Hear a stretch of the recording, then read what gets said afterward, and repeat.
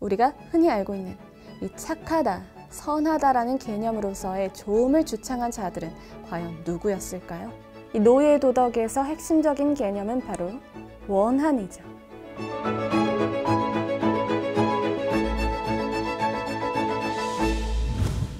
여러분, 써니피디아에 잘 오셨어요. 오늘 함께 읽어볼 책은요, 제가 가장 좋아하는 철학자 프리드리히 니체의 저작들 중에서도 가장 좋아하는 책인 도덕의 계보입니다. 니체 철학의 정수를 담고 있는 이 책이 과연 어떤 교훈을 우리에게 선사하는지 함께 살펴볼까요? 여러분, 누군가로부터 착하다는 얘기 들으면 기분 좋으신가요? 착하다라는 표현은 일반적으로 칭찬으로 널리 쓰이죠. 그렇기 때문에 어른들은 아이들에게 착한 어린이가 되려며 예절 교육을 시키고 또 착하게 행동하도록 훈육하는 거고요. 저도 어렸을 때는 보통 아이들처럼 착한 어린이가 되려고 노력을 많이 했던 것 같아요.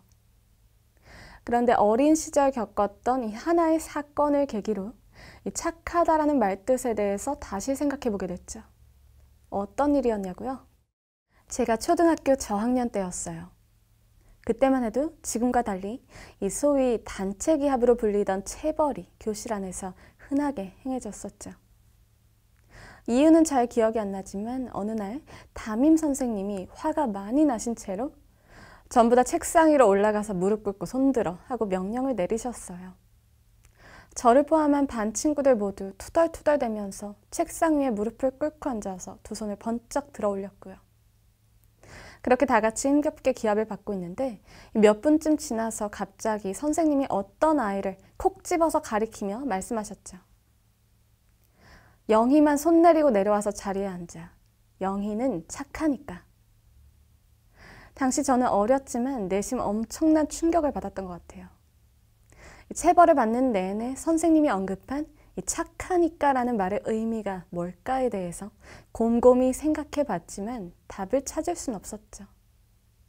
왜 유독 그 아이만 착한 아이가 돼서 체벌을 면하고 저를 포함한 나머지는 모두 나쁜 아이가 돼서 벌을 받고 있었는지, 저처럼 모두들 어리둥절해하면서도 누구도 용기 있게 앞장서서 의문을 제기하지는 못했고요. 어쨌든 저는 그 사건을 계기로 이 착하다라는 단어에 대해서 처음으로 의구심을 품게 됐어요. 그리고 어렴풋이 이 착하다라는 말에는 누군가를 착하다라고 평가하는 자가 그 착한 사람으로부터 취하는 모종의 이득이 내재되어 있는 건 아닐까 하는 의혹을 갖게 됐고요. 그 아이가 선생님에게 준 이득이 뭐였는지는 알 수도 없고 또 관심도 없었지만 결국 착하다라는 의미는 철저히 그렇게 평가하는 자의 주관이 규정하는 것이며 절대적으로 고정된 의미는 찾기 어렵다는 판단을 갖게 됐죠. 그때 이후로 누군가로부터 착하다라는 말을 들으면 칭찬이니까 기분은 좋으면서도 예전만큼 순수하게 기쁘진 않았던 것 같아요. 내가 저 사람에게 과연 어떤 의미에서 착할까? 하는 생각도 따라왔던 것 같고요. 어떠신가요? 여러분도 이런 비슷한 경험을 갖고 계신가요? 착하다는 게 과연 뭘 뜻할까라는 다소 새삼스러운 문제의식. 평소에 당연하다고 생각하고 지나쳤던 사물이나 언어에 대해서 비틀고 뒤집어서 생각해보는 게 바로 철학의 시작이에요. 철학이란 건 대단한 게 아니라 이처럼 우리의 일상에서 비롯되는 거죠. 제가 이번에 소개해드릴 책이 바로 이 선과 악이라는 가치 판단에 대한 문제의식을 중점적으로 다루고 있는 철학 고전이에요. 앞서 말씀드린 바와 같이 제 관심사와 맞닿아 있어서 제가 특히 좋아하는 책이기도 하고요. 선하다 혹은 악하다라는 도덕적 판단이 어디에서 비롯됐는가에 대해 계보학적인 방법론을 통해 깊이 분석하고 있는 책, 독일의 철학자 프리드리히 니체의 대표 저작, 도덕의 계보입니다. 니체는 이 책을 유년기의 경험으로부터 발전시킨 생각을 바탕으로 집필했다고 서문에서 적고 있어요. 그는 선악의 기원에 대해 어릴 때부터 관심이 많았다고 해요. 그는 13살 때 악의 기원을 규명해내려 애쓰다가 신이 선과 악을 만들었으니 결국 신이 악의 아버지라는 결론에 도달하게 됐고, 그 이후로부터는 선악에 관한 그 어떤 형이상학적인 설명들도 불신하게 됐다고 하죠. 그는 현상의 배후에 천착하는 설명 방식을 혐오하면서 철저히 인간의 현상에 기반해서 선악의 기원에 대한 합당한 설명을 모색하기 시작한 거예요. 이 선악의 판단은 하늘에서 뚝 떨어지는 게 아니라 이 세계를 딛고 살아가는 인간의 머릿속에서 나온 이상 이 선악의 가치 판단이 인간 사이에 어떠한 상호작용을 거쳐 변화돼 왔으며 거기에 어떠한 권력 관계가 내재되어 있는가를 마치 족보 만들듯 추적함으로써 이 선악의 기원을 도출해내는 방법론이죠. 이게 바로 이 책의 제목에서 시사하는 니체의 계보학이에요. 계보학은 과학이나 역사 실증주의와는 명백히 다르죠. 사료의 검증을 통해서 어떤 인과 법칙을 설립하자는 게 아니라 인류의 역사로부터 도출된 지식 속에 어떠한 권력작용과 반작용이 내포되어 있는지를 낱낱이 폭로하는 작업이 바로 계보학의 핵심이에요. 쉽게 말해서 우리가 일상적으로 사용하는 좋다, 착하다 혹은 나쁘다, 악하다 라는 단어 속에 어떤 인류 투쟁의 역사가 은폐되어 있는가를 밝혀내고자 하는 거죠. 즉, 특정한 관점이나 이론을 이 과학이라는 미명하에 체계화하고 일종의 진리로 구축하려는 움직임에 대항하여 기존의 질서와 지식을 비판적인 태도로 헤집어 보겠다는 강력한 의지가 담겨 있는 거예요. 니체는 선악의 기원을 규명하기에 앞서서 좋음과 나쁨이라는 가치 판단의 기원을 탐색하죠. 그에 따르면 이 좋다, 굿이라는 단어는 주인 의식을 갖는 귀족들이 스스로 가졌던 자기 긍정에서 비롯됐어요.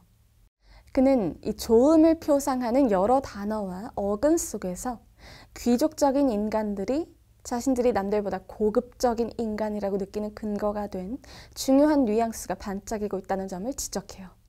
이처럼 강한 자, 고귀한 자, 부자와 같은 이 가진 자들은 스스로를 좋다라는 단어로서 규정하는 반면 자신들보다 열등한 자들인 약자, 평민, 가난한 자들을 자신들과 대비시키면서 나쁘다라고 명명하면서 가치 판단의 결정권을 행사했다는 거죠. 여러 가지 언어로 표현된 좋음이란 단어가 지칭하는 그 참된 어원학적 의미는 무엇인가? 라는 이 의문이 나에게 올바른 설명의 길을 제시해 줬다. 그리하여 나는 여러 표현들이 동일한 개념의 변형에 기인함을 알아냈다. 즉 어느 언어에 있어서나 사회적인 의미에서의 고귀한, 귀족적인이 기본 개념이며 여기에서 귀족적 영혼의, 고귀한, 고결한 영혼의, 특권을 지닌 영혼의 등의 의미로서의 좋음의 개념이 필연적으로 발전해 온 것이다. 이러한 의미 발전과 항상 평행하여 이루어지는 또 하나의 발전에서는 비속한, 평민적인, 저급한 등이 결국엔 나쁨이란 개념으로 바뀌어진다. 여기서 주목해야 할 것은 이 좋음 대 나쁨으로 일견 단순해 보이는 이 대립구도가 우월한 자들에 의해서 세팅된 이 열등한 자들과의 거리두기에서 비롯됐다는 거예요. 즉 이것은 주인이 하인과 자신을 구분짓기 위해서 만들어낸 일명 주인 도덕에 따른 우와 열의 대결이죠. 이건 다시 말하면 우월한 자들과 열등한 자들 간의 클래스의 차이를 내포하는 거지 누가 착하고 누가 못됐냐를 따지는 선악의 문제는 아니었다는 거예요. 그런데 우리가 관심 있는 문제는 바로 이 문제, 즉 누가 선하고 누가 악하냐를 구분짓는 이 선악의 가치 판단이 과연 어디에 기원을 두고 있느냐 하는 거잖아요. 니체는 본격적으로 우리의 관심사인 이 선과 악이 어디에 기원을 두고 있는가를 규명하기 시작해요. 이 우월성으로서의 좋음이 아닌 우리가 흔히 알고 있는 이 착하다, 선하다라는 개념으로서의 좋음을 주창한 자들은 과연 누구였을까요? 즉, 우열의 대립으로서의 좋음과 나쁨의 대결 구도를 이 선과 악의 대립으로 바꿔놓은 건 과연 누구였을까요? 니체에 따르면 우리에게 익숙한 이 선악의 대립 구도를 만들어낸 자들은 바로 주인을 증오하는 노예들이었어요. 이 노예들은 풍요롭고 건강하며 여유로운 주인들을 혐오하면서 그들을 악으로 규정하고 그들에게 핍박받고 무력한 스스로를 선으로 만들었다는 거예요. 이게 바로 니체가 주장하는 노예 도덕이에요. 이 노예 도덕에서 핵심적인 개념은 바로 원한이죠. 이건 노예가 주인을 대상으로 품는 일종의 복수심이라고 보시면 돼요. 여기서 중요한 포인트는 이 복수를 실제 행위로 실현하지 못하고 단지 상상 속의 복수에 그칠 수밖에 없는 노예의 무력함이죠. 노예는 자신과 주인을 구분짓고 자신과 다른 주인을 악인으로 규정하는 동시에 자신을 그에 대비되는 선인으로 묘사하죠. 자기가 실제로 어떤 선행을 베푼 게 없음에도 불구하고 못되고 악랄한 주인과는 상반되는 인간형인 노예이기 때문에 자동적으로 선하다라는 이분법적 공식이 여기서 성립되는 거예요. 자신과 대립되는 외부 세계는 무조건 악으로 남아서 복수의 대상으로 여겨지고요. 노예 도덕은 이처럼 본질적으로 소극적이고 반동적이며 부정적이죠.